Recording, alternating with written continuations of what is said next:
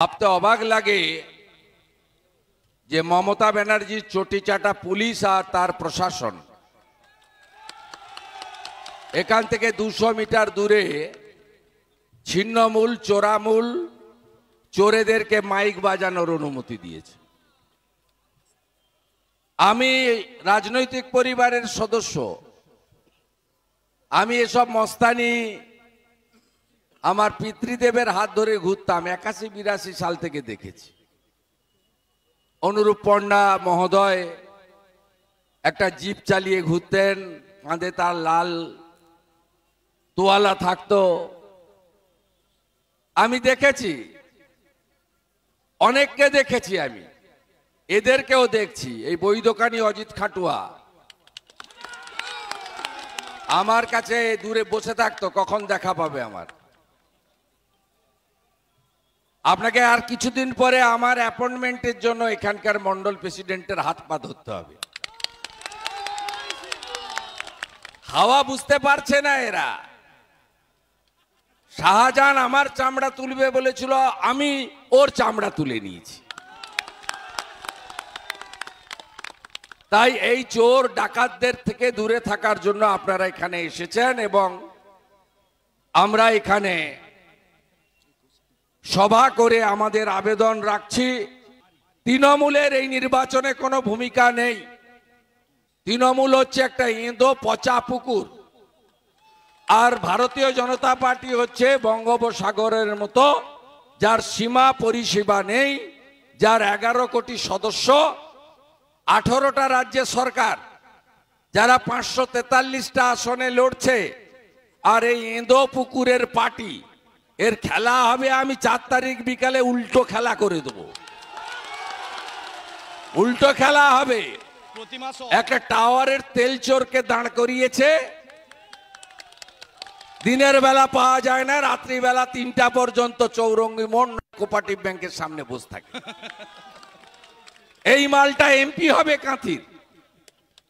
এখান থেকে বসন্ত দাস জিতেছেন, এখান থেকে সমর গুহ জিতেছেন, এখান থেকে ডক্টর ফুলরেনু গুহ জিতেছেন, এখান থেকে ডক্টর নীতিশ সেনগুপ্ত জিতেছেন, এখান থেকে শিশির অধিকারী মহোদয়ের মতো নেতাজন আজকে পার্লামেন্টে গেছেন। বড় বড় কথা বলছিলেন, কাঁথিতে এসছিলেন, যাকে আমি হারিয়েছি। 4000 লোক আর 5000 পুলিশ আপনাকে হারিয়েছে। আপনি যতবার আসবেন হারবেন। আপনি দক্ষিণ কাঁথিতে ভোটে ছত্রধরায় প্রচার করেছেন, অরূপ দাস জিতেছে। আপনি উত্তর কাঁথিতে মানিকপুরে সভা করেছেন 21-এ, সুমিতা সিনহা জিতেছে। আপনি নিজে নন্দীগ্রামে আমার বিরুদ্ধে লড়তে গিয়ে হেরে হারাদন হয়ে দোকান কেটে কম্পার্টমেন্টাল মুখ্যমন্ত্রী হয়ে গেছেন। আজকে অমিত শাহজি ভগবানপুরে বলছিলেন যে গতবারে পিছনের দরজা দিয়ে হেরে গিয়ে মুখ্যমন্ত্রী, এবারে এমন ব্যবস্থা আমরা করব পিছনের দরজাটাও বন্ধ হবে। তার মানে বুঝতে পারছেন কি বলেছেন? মানে হাওয়া মাপলার গেছে, এবার হাওয়াই ছুটির পালা। সমাজদার কা তো ইশারাই কাফি হয়। চুরি চুরি চুরি, এরা চোরেদের দল। আমাকে তাড়ায়নি। এই যে বড় বড় কথা বলে না, পা ধরেছিল 2000 সালের 1 ডিসেম্বর। ওই ছোড়াটা তোলাবাজ ভাইপো, ওটা ছিল প্রশান্ত কিশোর, ছিল আর একটা ঠকবাজ, আর সৌগত রায়, সুদীপ বন্দ্যোপাধ্যায় ছিল। আমি 23 নভেম্বর এইচডিএ চেয়ারম্যান থেকে রেজিগনেশন দিয়েছি 2020। 27 নভেম্বর আমি মন্ত্রিসভা থেকে পদত্যাগ করি। 1 ডিসেম্বর আমার হাত পা ধরে আর ভাইপোর মোবাইল থেকে লাউড স্পিকারে ভাইপোর পিসি বলে, আমাদের ছেড়ে তুমি যাবে না। সেদিন আমি সাদা ছিলাম, আজকে কালো হয়ে গেছি। হাত পা ধরেছে। আমি বললাম তোমার পার্টি করবো না। তোমার পার্টি করলে বাজারে গেলে লোক পিছন থেকে বলবে চোর যাচ্ছে। তোমার পার্টি করবো না। তুমি তোষণের রাজনীতি করো, তুমি রামনবমীকে দাঙ্গা দিবস বলো, তুমি হিন্দু মুসলমানের বিভাজনের প্রাচীর তৈরি করো। আর তোমার এই হালি মাল 11 সালের আগে কোথায় ছিল তোমার ভাইপো? 11 সালের আগে আপনারা জানেন কি লড়াইটা আমরা দিয়েছি। আমি এখানে লড়াই কবে শুরু করেছি? হরিপুর থেকে পারমাণবিক বিদ্যুৎ কেন্দ্রের বিরুদ্ধে। সেদিন আমি আপনাদের এখানে 2006 সালে আমি 14 কিলোমিটার পথ হেঁটেছিলাম। আমার সঙ্গে 1 লক্ষ লোক ছিল। বগুড়ান, জলপাই, বিরামপুর, দেশদত্তবাড়, রংমালাপুর, মাজিলাপুর, হরিপুর, এদিকে কাদুয়া, এদিকে কালমেনাপুর, বড় বানতলিয়া, ছোট বানতলিয়া, হাজার হাজার লোক আমার সঙ্গে কাঁথি পর্যন্ত আপনারা হেঁটে গেছিলেন। সেদিন চক্রান্ত হয়েছিল মাজিলাপুর আর বামুনিয়ার সব গ্রামকে ধ্বংস করে এখানে পারমাণবিক বিদ্যুৎ কেন্দ্র হবে, আপনাদের বাজকুলের কাছে উদ্বাস্তু কলোনি করে রাখা হবে। সেদিন এই হালি নেতারা কোথায় ছিল? আজকে এই পাকা বাড়ি, বসত ভিটা আর কারোর থাকতো না। সেই দিনকার লড়াই 14 কিলোমিটার আমি হেঁটেছি। আমার জার্নি শুরু হয়েছিল হরিপুরে, শেষ হয়েছিল কাঁথি এসডি অফিসের সামনে। আপনারা দেখেছেন আমি গ্রামে গ্রামে বামুনিয়া, মাজিলাপুর এবং নয়াপুটের একটা অংশ, শৌলার পাশের যে গ্রাম, প্রত্যেকটা গ্রামে গ্রামে ঘুরে আমি মানুষকে সংগঠিত করেছি। তাই আমাকে আর নতুন পরীক্ষা দিতে হবে না। এই লড়াইটা আমার একার লড়াই নয়, এই লড়াইটা সমগ্র মেদিনীপুর, অবিভক্ত মেদিনীপুরবাসীর লড়াই। আমাকে গদ্দার বলা মানে আপনাদেরকে গদ্দার বলা। কে গদ্দার? আপনারা বয়স্করা জানেন, মমতা ব্যানার্জির নামগন্ধ ছিল না। 84 সালে রাজীব গান্ধী তাকে এমপি টিকিট দিয়েছিল, তাকে যুব কংগ্রেসের সভানেত্রী করেছিল, তার পিঠে ছুরি মেরেছে। অটল বিহারী বাজপেয়ীজি তাকে আশ্রয় দিয়েছিল, নিজের মেয়ে বলেছিল, তার মাতৃদেবীকে প্রণাম করেছিল, অটলজির সঙ্গে বিশ্বাসঘাতকতা করেছে। বড় বড় কথা। 98 সালে এনডিএ, 99-তে এনডিএ, 2000 সালে এনডিএ, 2001-এ ইউপিএ, আবার 2002-এ এনডিএ, আবার 2004-এ ইউপিএ। পশ্চিমবাংলার সবচেয়ে বড় গদ্দারের নাম হলো মমতা ব্যানার্জি। বেকারের সর্বনাশ করেছেন, বেকারদের সর্বনাশ করেছেন। কোনো বেকার আজকে কাজ পাচ্ছে না। কর্ম বিনিয়োগ কেন্দ্রে তালা লাগিয়েছেন আপনি। আর এই রকম টাকা কেউ নিত না। আমরা কংগ্রেস, আমরা বিগত দিনে অনেক দিন ধরে রাজনীতি করি। রাজনৈতিক পরিবারের সদস্য, আমার বাড়ির লোক বিপিন অধিকারী মহোদয় 8 বছর ব্রিটিশের জেলে ছিল। এরা বলতে পারবে এদের পূর্বপুরুষের কোনো পরিচিতি আছে? আমাকে ভয় দেখায়। আমার কোলাঘাটের অফিসে ঢুকে গেছে কালকে না বলে। কি নিয়ে গেছেন? লেবু, নুন, আদা। লেবু, নুন, আদা নিয়ে গেছেন। আর ওদের মন্ত্রী মোটা পার্থ, কচি কচি বাচ্চা মেয়ে, তার বন্ধু, তার বাড়ি থেকে 51 কোটি টাকা বেরিয়েছে। আপনারা কিছু করতে পারবে না। আমি সব ভয়টাই পাই না। আমাদের আদি বাড়ি ভবানী চকের মাধব সাংকি বাড় গ্রামে ব্রিটিশরা 3 বার পুড়িয়েছে। তাতে কি? তাতে কি বিপিন অধিকারী, কেনারাম অধিকারীরা ব্রিটিশের কাছে আত্মসমর্পণ করেছিল? বড় বড় ভাষণ। পুলিশ না থাকলে তো পরের দিন চামড়া উঠে যাবে। পুলিশটাকে সরিয়ে নেন না, বাড়ির ইটগুলো খুলে নিয়ে আসবে জনগণ গিয়ে, যেমন সন্দেশখালিতে করেছে মাতৃশক্তি। আমি শুধু আপনাদের কাছে বলবো, গোটা রাজ্য থেকে আমার উপর ভরসা আপনাদের আছে তো? লক্ষণ সেটকে হারিয়েছিলাম তো, মমতা ব্যানার্জিকে হারিয়েছিলাম, শাসক হিসেবে নয়, বিরোধী হিসেবে। সেদিনও সিপিএম ক্ষমতায়, আমি বিরুদ্ধে। আজকে তৃণমূল ক্ষমতায়, আমি বিরুদ্ধে, বিজেপি। আমি হারিয়েছি। আপনারা আমাকে কাঁথির মানুষ দুহাত ভরে এই লড়াইতে আশীর্বাদ করবেন কিনা, হ্যাঁ কিনা বলুন। এই ঠকবাজদেরকে উৎখাত করুন। আর আমি বিধানসভায় বিরোধী দলনেতা হিসেবে প্রতিদিন আপনারা খবর রাখেন, টিভিও দেখেন, মোবাইল ফোনেও সব দেখতে পান। আপনারা লড়াই দেখেছেন। এই লড়াই বিগত দিনে কোনো বিরোধী দল করতে পারেনি। আমরা করেছি।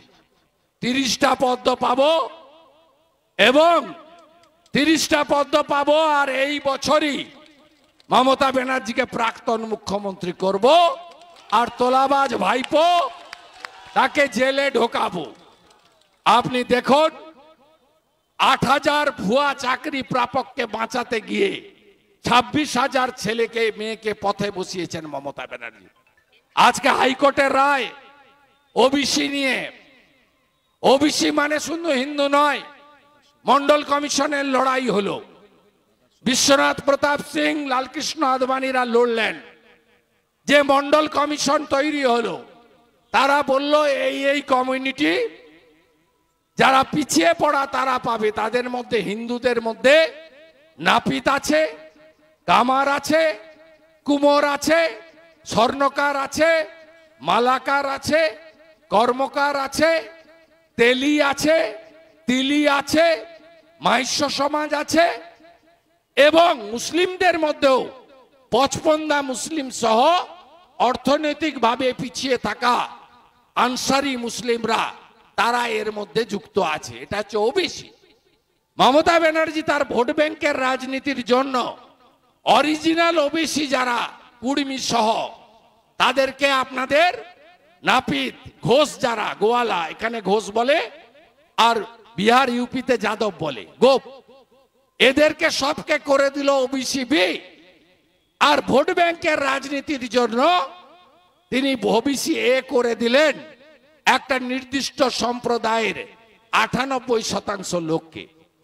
এবং এটা করতে গেলে বিধানসভায় আইন পাস করাতে হয়, দিল্লিতে ওবিসি কমিশনে পাঠাতে হয়, লোকসভা থেকে অনুমোদন নিয়ে রাষ্ট্রপতি মহোদয়ের ছাড়পত্র নিতে হয়।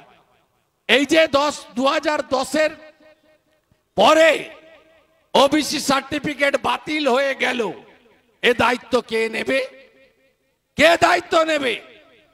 মমতা ব্যানার্জি বলছেন আমি মানি না। হ্যাঁ, আপনি সুপ্রিম কোর্টে যেতে পারেন, আলটিমেটলি আপনি জিততে পারবেন না, কারণ আপনি পদ্ধতিগতভাবে নতুন ওবিসি যুক্ত করতে গেলে ভারত সরকার এবং ওবিসি কমিশনের অনুমোদন নেননি।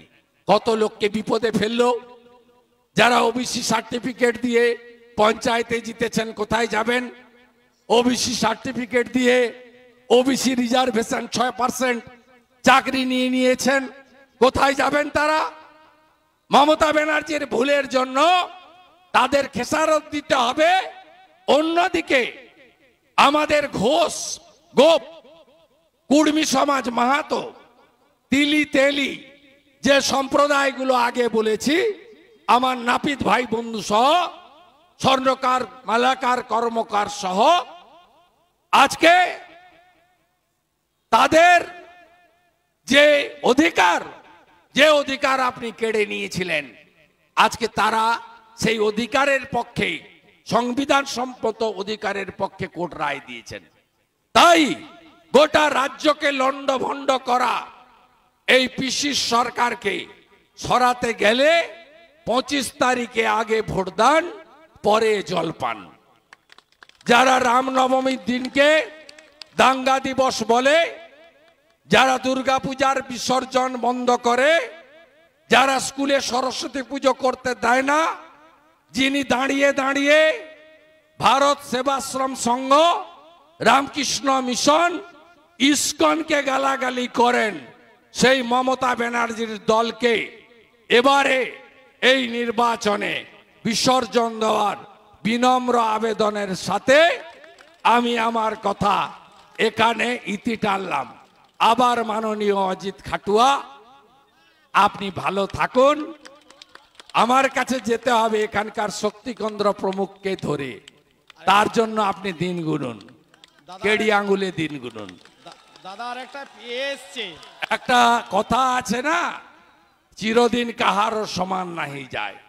আজকে যে রাজা ধীরাজ, কাল সে ভিক্ষা চায়। পৃথিবীটা গোল, সম্পর্ক সবার সঙ্গে রাখতে হয়। এরা এত নোংরা, আমি সিপিএম এর দাপট দেখেছি। 95 সালে জ্যোতিবাবু প্রচারে এসেছে, মমতা ব্যানার্জি কোন ছাড়, জ্যোতিবাবু অনেক বড় নেতা, সিপিএম কাঁথি শহরে ভোট লুট করেনি।